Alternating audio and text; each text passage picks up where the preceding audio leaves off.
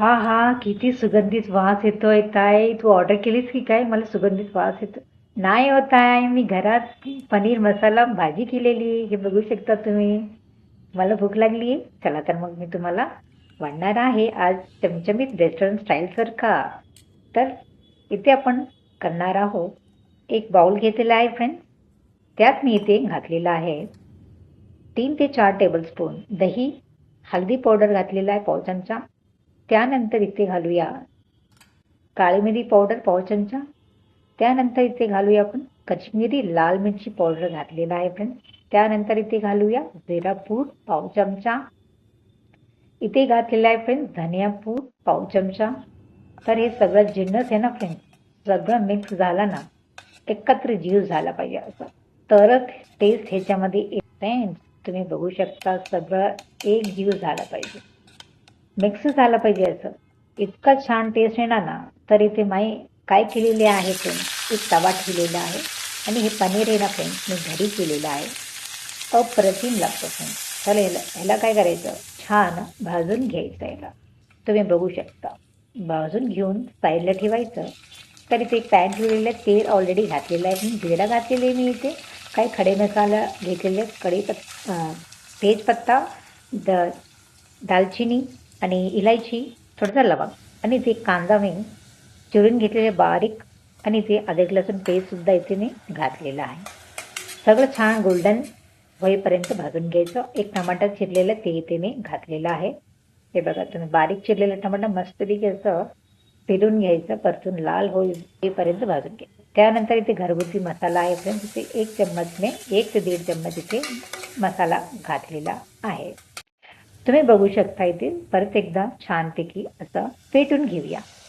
फेटून मतलब परतून घेऊया, सॉरी. तर इथे फ्रेंड्स ते मसाला आपण करून ठेवलं तर दहीचं, ते मिश्रण ह्याच्यामध्ये घालून घेऊया. हे सगळं सिस्टीम घ्यायचं हा फ्रेंड्स, बरं का. सगळं सिस्टीम घ्यायचं, नो वेस्ट. आणि आपण भाजून ठेवलं तर फ्रेंड्स पनीर, हे सुद्धा याच्यामध्ये घालून घेऊया. तर इथे मीठ घातलेलं मी विसरलेलं फ्रेंड्स, सॉरी. तर आता मी मीठ घालते.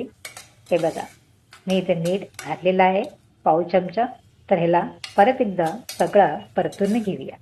हे बघा, मी इथे छान परतून घेतलेलं आहे. पण तुम्ही बघू शकता, मी इथे दाखवते तुम्हाला. हे बघा, असं परतून घ्यायचं. आणि आता काय करायचं फ्रेंड, 5 मिनिट या 10 मिनिटं वाफेवर ह्याचं शिजून घेऊया आपण. छानपैकी इथे मी शिजून घेते. एक 5 ते 10 मिनिटं शिजून घेतलेलं आहे.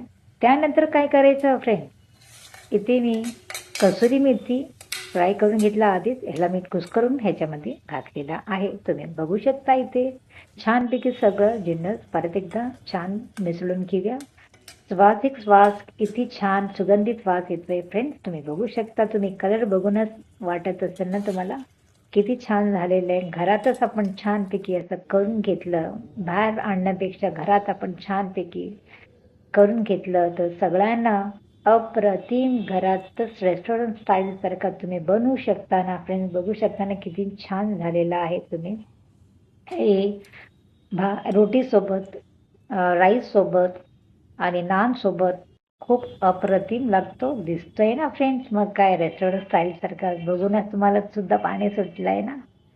तर माझी रेसिपी तुम्हाला कशी वाटते फ्रेंड्स, तर असंच नवीन नवीन रेसिपी मी तुम्हाला घेऊन येणार आहे. तर तुम्हाला कुठली रेसिपी आवडतो मला नका